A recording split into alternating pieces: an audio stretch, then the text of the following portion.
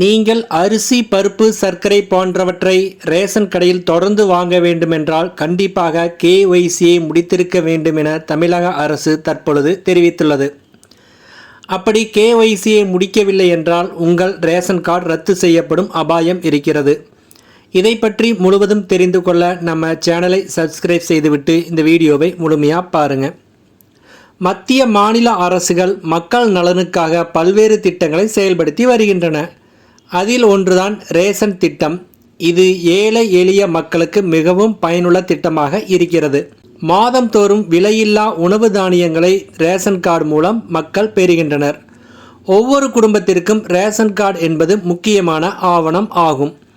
அந்த ரேஷன் கார்டில் குடும்பத்தில் இருக்கும் உறுப்பினர்கள் பெயர்கள் சேர்க்கப்பட்டு அதன் அடிப்படையில் ரேஷன் பொருள்களும் அரசின் நலத்திட்ட உதவிகளும் கொடுக்கப்பட்டு வருகிறது. தற்போது ரேஷன் கார்டிற்கு புதிதாக அப்டேட் ஒன்று வந்துள்ளது. அனைவரும் கட்டாயம் இந்த அப்டேட்டை செய்தாக வேண்டும். அப்படி இல்லை என்றால் ரேஷன் கார்டு ரத்து செய்யப்படும் அபாயம் இருக்கிறது. ரேஷன் கார்டுகளுக்கான KYC சரிபார்ப்பை அரசு தற்பொழுது கட்டாயமாக்கியுள்ளது. இதுவரை லட்சக்கணக்கான மக்களின் ரேஷன் கார்டுகள் KYC முடிக்கப்படாமல் இருப்பதால் ரத்து செய்யப்பட்டுள்ளதாக தகவல் வெளியாகி இருக்கிறது. ரேஷன் திட்டத்தில் நடக்கும் தில்லுமுள்ளுகளை வெளியே கொண்டு வருவதற்காகத்தான் இந்த நடவடிக்கை எடுக்கப்பட்டுள்ளது. போலி ரேஷன் கார்டுகள் அதிகமாக புழக்கத்தில் உள்ளது. இந்த KYC மூலம் போலியான ரேஷன் கார்டுகளை கண்டறிந்து அதை ரத்து செய்ய முடியும். அதனால் அரசு கொடுத்திருக்கும் காலத்துக்குள் அனைவரும் KYCயை முடிக்க வேண்டும். அப்படி முடிக்காவிட்டால் முதலில் உங்கள் கார்டு செயலிழக்க செய்யப்பட்டு பின்னர் நிரந்தரமாக ரத்து செய்யப்படும். இந்த விதிமுறையை இந்தியா முழுவதும் செயல்படுத்தி கொண்டு வருகிறார்கள். ரேஷன் கார்டு KYCயை சரிபார்க்க 2 முறைகள் உள்ளன.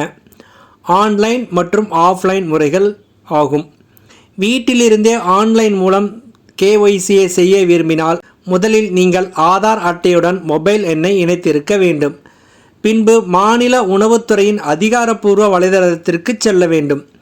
அதில் ரேஷன் கார்டுடன் ஆதாரை இணைக்க அல்லது KYCயை செய்ய விருப்பத்தை தேர்வு செய்ய வேண்டும்.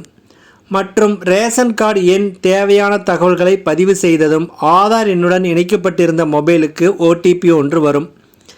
இந்த செயல்முறை மூலம் இந்த KYCயை நீங்கள் எளிதாக முடிக்கலாம். அல்லது அருகிலுள்ள ரேஷன் கடைக்கு சென்று பயோமெட்ரிக் முறை மூலம் KYC சரிபார்ப்பை முடிக்கலாம். இது மட்டுமில்லாமல் ஜன் சேவா கேந்திரா அல்லது பொது சேவை மையத்திலும் KYC செயல்முறையை செய்து முடிக்கலாம். அனைவரும் கட்டாயம் ரேஷன் கார்டில் KYCயை சரிபார்த்திருக்க வேண்டும். இதை பற்றி மேலும் அதிக தகவல்களுக்கு மாநில உணவுத்துறை வலைதளம் அல்லது ரேஷன் கடைகளில் தகவல் பெறலாம். அனைவருக்கும் நன்றி, வணக்கம்.